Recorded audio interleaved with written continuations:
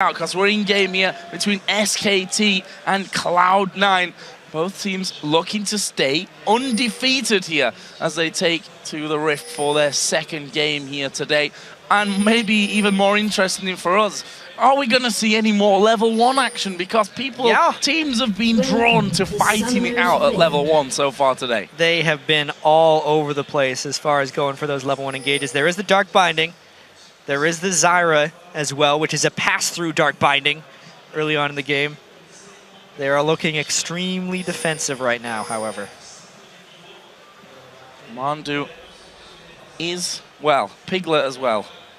They're using those SKT skins. Their own skins. They better.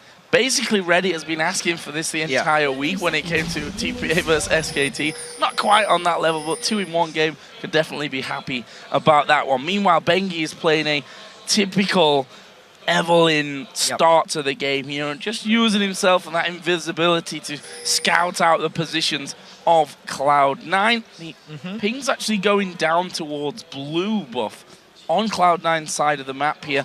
Bengi, of course, will be able to just check out exactly where Meteos is. Looks like, actually, we're going to be seeing a possible lane swap. Morgana moving up the map will join Sneaky's Rat here towards that top side of the map, although Trundle is there as well, so we'll have to see. Yeah, what does Cloud9 really have planned here? It could actually be a delayed invade, which would then channel into a lane swap.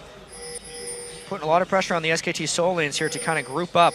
Oh no, though. SKT has snuck behind enemy lines. They're going to take both buffs from Cloud9 early. That is some sneaky moves right there from Bengi.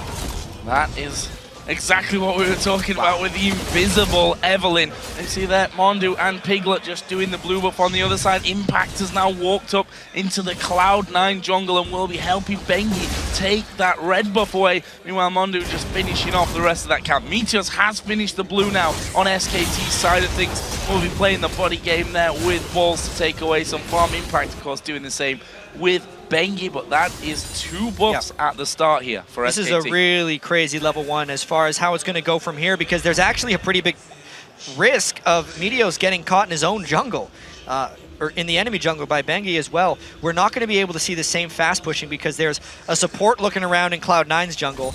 There's only 2 people bottom that are slow pushing. This is a completely just thrown off level 1 right now. Nervous starts, I think, for Cloud9, not really knowing where everyone is. In the end, they commit to a 3-man push here onto the outer turret in the top lane. The reaction for SKT is a little bit different. They're going to go for, well, what would usually say the 2-buff start actually will end up being a 3-buff start, funnily enough, this time around. But actually a delayed recall from Lemon Nation. He thought about going back and then was like, wait a minute, now I have to stay for 4.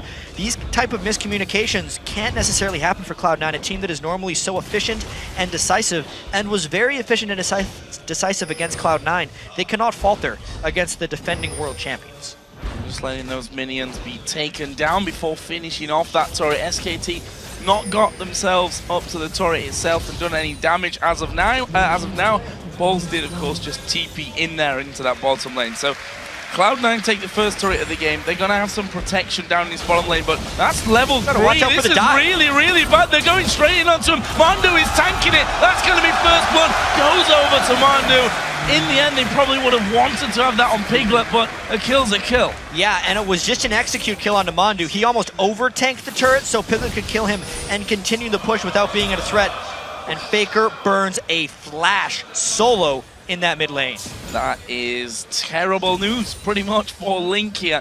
I did see, of course, in the game earlier on, it was Faker who actually was forced to flash in the early game. This time around, though, with the mobility of LeBlanc and Link not having a flash, Link has to play this one super, super carefully and defensively. As Piglet here, now back on towards that turret. Cloud9 have moved their jungler in to keep a hold of it. Yeah. The fact that they're up a turret but actually not up in gold speaks very poorly for their overall chances in this game right here. For all of SKT's struggles in their slump that they've been in, they're still incredibly good mechanical players. Just the tactical game that they've been missing out on. They're doing fine early on in this one, and they still have the mechanics. Oh, Impact actually getting hit by the binding there. Was trying to bait things out. Should have been pretty obvious, in my opinion, to Cloud9 that something like that was going to be happening. Bengi, of course, did go in. They decided not to really follow through with any of that damage. So let's have a look where it's left. I want to specifically, of course, focus on the 2 AD carries here. Vayne, more farm at this point than Sneaky. got that assist in there as well.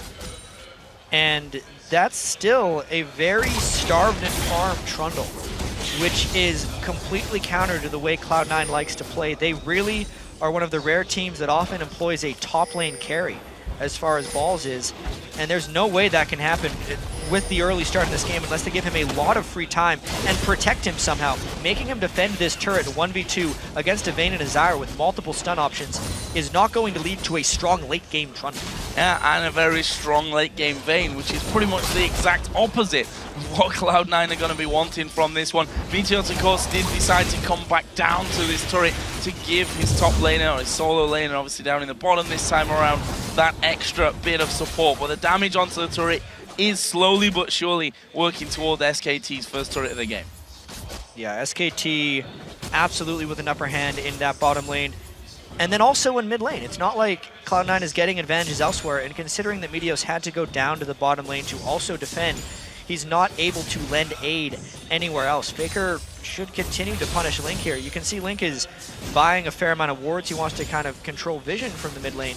But if he can't get out from underneath his turret, the wards are no good. You have to feel, though, that turret is the safest place for him right now. Yeah. He's got no flash at this stage. The enemy jungler's an Evelynn, which you're not going to see unless he's right on top of you, unless he walks through a pink ward.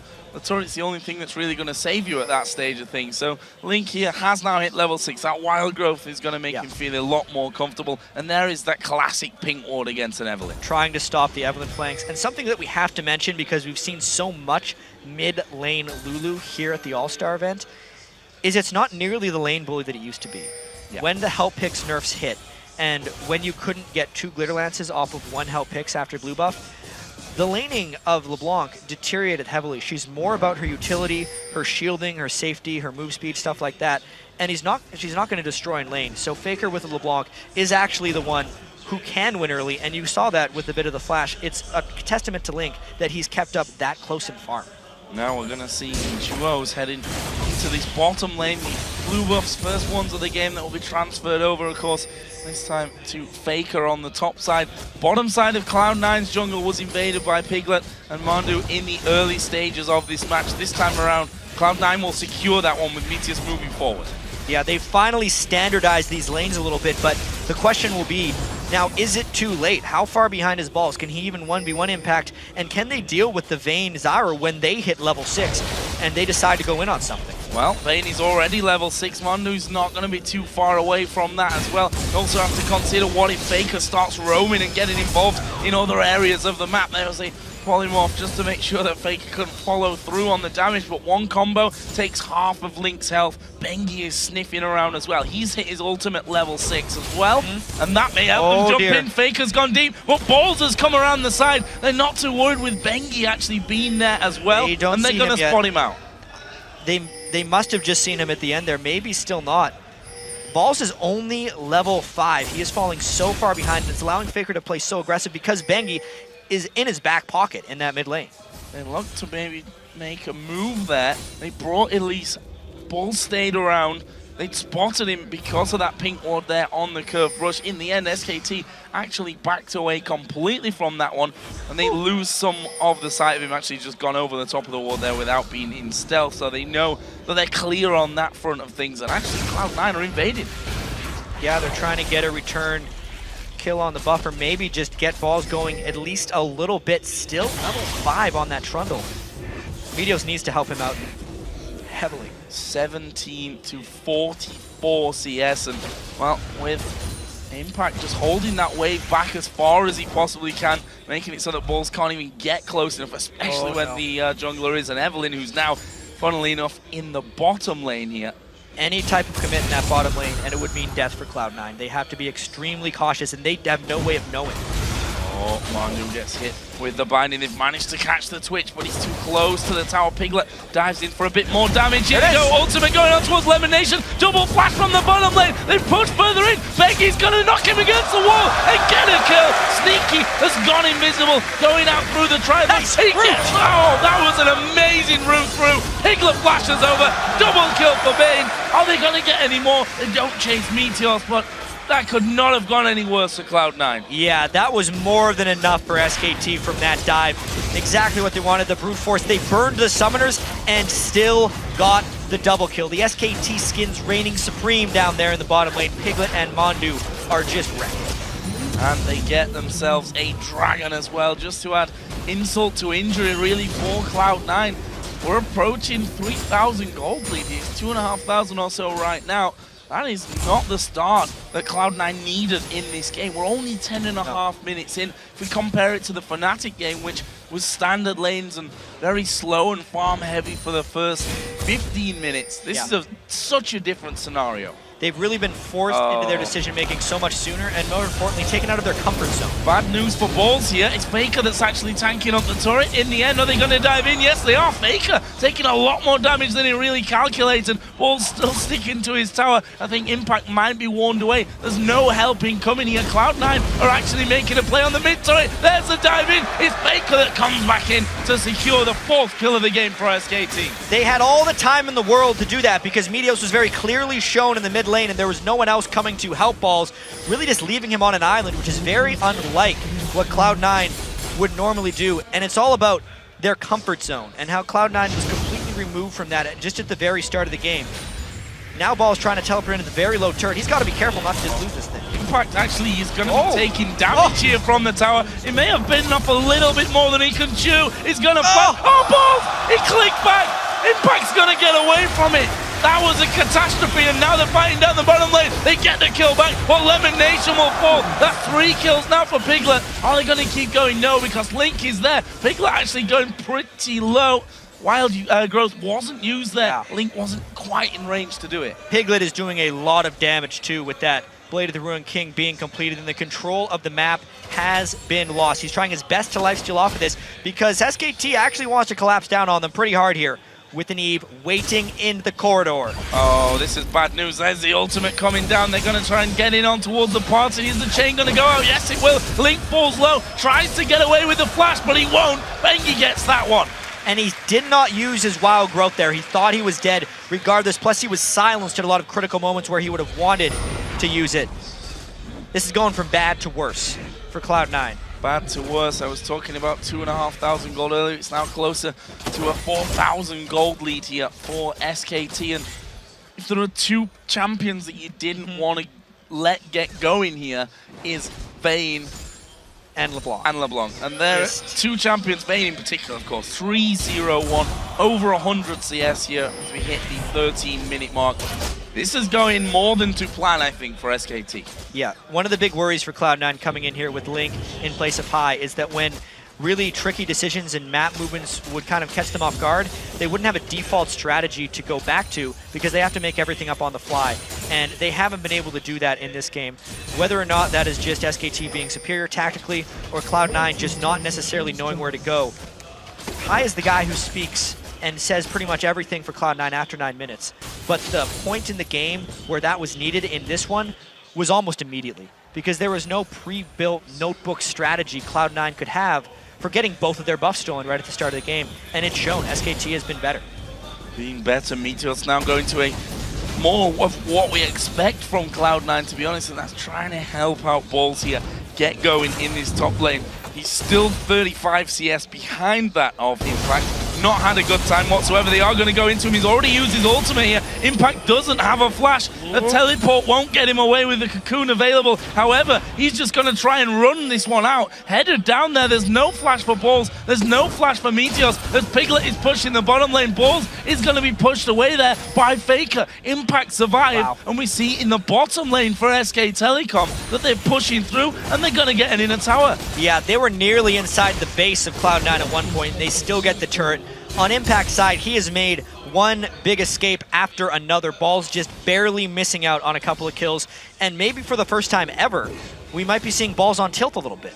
He missed that flash early on in the game, and now Meteos is trying desperately to help him, and the ganks just are not paying off. They're miscalculating. They've never really been this far behind an enemy top laner, and they're not able to close the kills that they want. Bit of an unfamiliar scenario here, possibly, for Cloud9.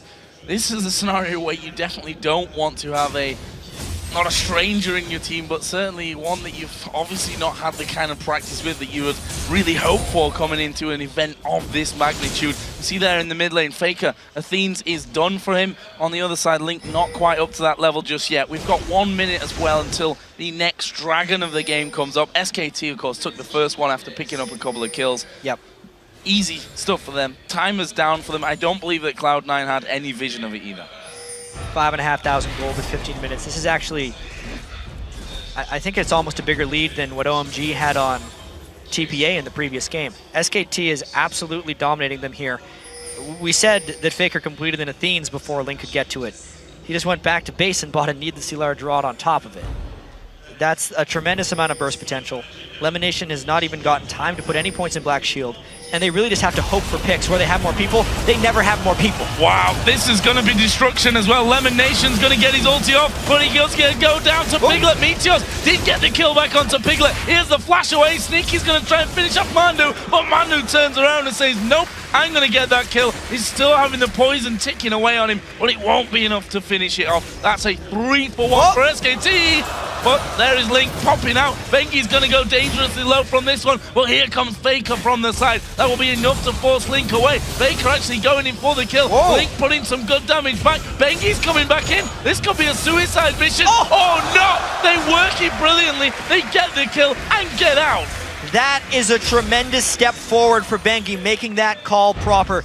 I got a chance to actually talk to Faker the other day and ask him about Bengi's struggles and what was going wrong for them. He said more so than the vision control and anything else is his mechanics in small 2v2, 2v1, 3v2 scenarios, and they haven't been winning the fights. They barely won it there because they made the right judgment calls and they mechanically played it right. We just saw, Faker's actually coming in towards Lemonation, wants to say, no, you're not taking that dragon from right under our noses. Meteor say, no, I really am. I'm going to try for it at least. Sneaky coming in from the side. Faker throws all the damage towards Sneaky.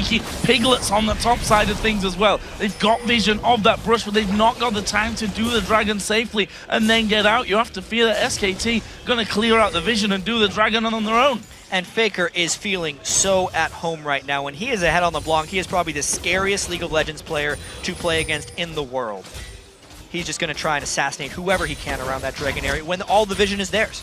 And we also saw just previously to that the result of the absolute carnage that Impact has brought upon Balzers early mid-game here with choking him completely of all that farm. He basically 1v1'd him there in the jungle. Here is the dragon, of course, the second one of the game going over to SKT. And look, they're moving up through the enemy jungle. They're going to try and collapse on balls. Need to be careful, but they do have vision of Cloud9 coming up. This could be a potential fight where Cloud9 does have a slight numbers advantage for a short time, but SKT could collapse so quickly. They're pushing 2 turrets at once here because they saw Sneaky in the bottom lane. And they completely just pull Cloud9 between top lane, between mid lane here. In the end, they don't really get between either of them as balls get stunned up against the wall. There's another kill for SKT. This time it's Impact. Are they going to try and find more? Link in the mid lane, dueling up against Bengi. Meteos is there as well, but they're going to dive towards Link, who used that wild growth on himself. There's the ultimate out of both Impact and Bengi. There is the repel on the other side. Sneaky actually got a double kill down the bottom, but we see the chase is on here for the Spider. He may try and run north. He may run into Vayne. He's going to flash over the wall. Oh, what a flash away from that one. And they just ping-pong Meteos around to pick up another one. Even with the double kill for Sneaky, which I'm sure we'll take a look at in a moment, it is still a 9,000 gold advantage for SKT, and there's still 5 kills. We got to see what happened on the other side, though. Sneaky does manage to take out Faker here. The chain misses, and he gets into his stealth, but it's in a pink ward, so he immediately jumps out, does as much damage as possible. Just the damage of Twitch and a binding at the very end to help him close out the double. It was a very close fight, but he gets it. Bengi here just dodging expertly of what Lemonation can throw through. Gotta be careful. Link There's is a Faker. chasing him. Faker comes around the side. Will he fancy this 1v1? Lemonation off to the side. I don't think Faker will go any further through. His blue buff is in position, but Lemonation gets caught out the root, and the damage from Mandu forcing Lemonation down at less than half HP and out of the SKT jungle. Look at that build Mandu's been able to put together. Magic penetration with the Haunting Guys and the Frost Queen's Claim, the fully upgraded item right there. That's a substantial amount of burst already from Zyra. He's sitting on obviously a lot of Magic Pen and 75 ability power. that's just snowballing off the early kill they were able to get down bottom on balls. And Piglet has popped his ultimate here. Moving forward, he's up against 3, but Faker's coming around as well. They go for Sneaky. Sneaky goes down, and now Meteos might not be able to escape. That's a good cocoon, though. Are they going to be able to follow through? Faker is still chasing. Mandu have just joined in with them as well. In the end, it's 1-0. Well, they rotate straight to the mid lane here while they get the turret. Story of the game as well as Balls being at a turret with too many people of SKT against him. He either dies or just loses the turret, and the rest of Cloud9 has been unable to capitalize on SKT's investment to shut down Balls. Let's have a look again at the goal. Not the best of news, I'm afraid, if you're a Cloud9 fan. We're 20 minutes, 45 seconds into this one, and an 11,000 gold lead for SKT. And the biggest thing that stood out to me there was the 7,300 gold on Mandu's support is more than anyone else on the Cloud9 team entirely. Sneaky is the closest at 7,100. I mean, this game is completely out of hand. 11,000 gold advantage for SKT. They're looking on top of their game right here. Bengi has had a lot of presence. Their lane mechanics have still been superior. The tower diving was very crisp, and everyone is just comfortably playing their game.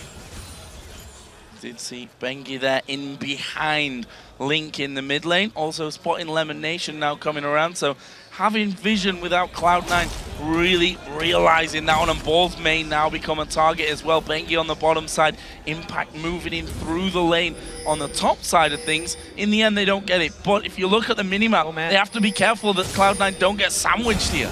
They're going to try to open up something, but they have to be fast. Turning around on towards Piglet. Decent damage, but not going to be enough to finish off the kill. Here comes Evelynn from the side. Zyra gets the knock up onto 2. Link's a dead man. Here comes the rest of the team as LemonNation gets destroyed as well. Meteos has gone out behind them, but he won't stand for long. That 3 for nothing. Oh, 4 for nothing. Sneaky's not getting away. They had a pink ward down there. Faker gets that one. 4 for nothing. Surely an inhib.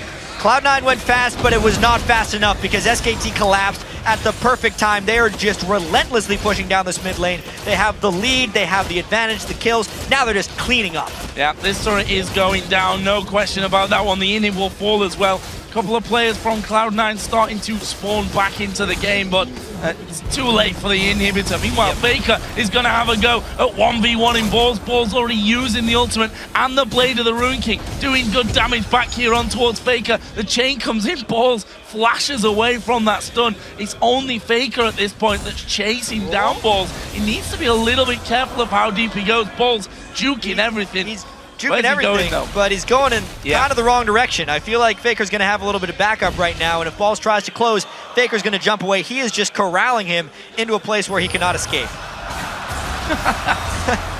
Well, Balls is still doing well here to dodge quite a lot of this damage. However, when Bengi comes across, that is not going to change. Bengi gets the kill. He's now on a rampage. 4-0-7 for the Evelynn. This is a very one-sided match. All men must die is what Balls had to understand right at the end of that one, because he escaped as best he could. Oh, nice little bit of Baron Egg, or LemonNation gets down. Go for it. He's dead. Yes! Credit there. That was a nice move, but LemonNation might just play the price now. We've got Evelynn chasing him down. They use the exhaust, but that's a good binding. Point blank. LemonNation going to try and walk away. Meanwhile, Sneaky just being closed onto by the two of them. Meteos is going to be chased as well, slowed down by the Randuin's Omen. He's flashed. Which way is he going to go? Tribush is pretty much his only bet. But look at this. Cloud9 actually doing a 2-man push on bottom. They need to go back to their base, though. That base is going to be going down real fast. As soon as the super minions arrive, they're going to have to recall immediately. It was a nice memory for LemonNation there. Great play at Baron, but they need way more than that, as a bunch of really farmed SKT people are in their mid lane. Vayne, wow. Blade of the Ruined King, Phantom Dancer. And the last whisper as Bengi and Meteos going to go head-to-head, and Meteos fancied his chances, but honestly, he's coming straight back down on top of him. Is he going to fall? Surely will do here. Well, he is now, because Faker comes around the side, and it's Faker that gets his killing spree. He brought a friend, and Bengi smartly gives the kill over to Faker. The man he is so good at babysitting for and creating for as well. They can get the Baron off this one, knowing the smite is down. They're going to make short work of this game, not just this Baron. 25 minutes almost into it. First Baron of the game goes down. SKT didn't particularly need the Baron at this point, but Every extra little bit of gold will make finishing out this game that little bit easier. A second Randuin's Omen has been purchased there to go into the SK team, with Bengi finishing off that one. Faker, of course, Death Cap, Athenes, and a blasting one, sat on about 980 gold at this stage. And actually, Link's gonna fancy his chances here of dueling him. But maybe not now. Mondu coming around the side, and Faker gets a rampage. Distortion's right on top of him. And even though with this giant gold lead, SKT could probably beat Cloud9 with almost whatever items they wanted to build, they're still building quite smartly. So the double Randuins makes it even harder for Sneaky to get through anything, because his Spray and Play or Ratatat will hit and slow his attack speed and move speed from there. Cloud9 is desperately trying to do these strange pushes right down the mid lane where they just overwhelm them with numbers, but it doesn't work when Faker's there. No, he's going to go over to Rage though. Yeah. Faker follows him straight through. Double kill, easy as that. Hardly lost any health for it as well. 817 Faker. SKT are pushing the in-him turret in the top lane. They are dominating right now. The show that OMG put on is going to be rivaled by this SKT show. Piglet's rampage is now complete. Inhibitor turret goes down. Lemon Nation should probably just hang around by the fountain right now, because he's not probably going to get anything, as Balls is having a go at Faker. Here comes Impact though. He's having a go at his clone. He got him. Oh, he got him. No, the clone he walked away with, trying to bait Balls into chasing that one. Balls went down in the end, and they're already on the Nexus turrets here. A Sneaky going to be fighting head-to-head with Bengi. We've got Piglet moving in as well. He'll now go unstoppable. Will they get the shutdown? No, they won't. Bengi unstoppable. They can focus and win the game right here. That second Nexus turret is going to go down. Lemon Nation's going to try and hold on there at the back, but it's all too little, too late. SK Telecom T1 are going to take down Cloud9 here for the victory.